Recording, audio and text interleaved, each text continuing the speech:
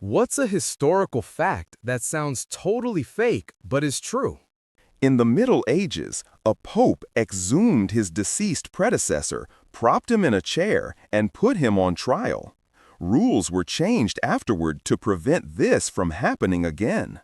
A papal conclave was so deadlocked that a random monk wrote to complain.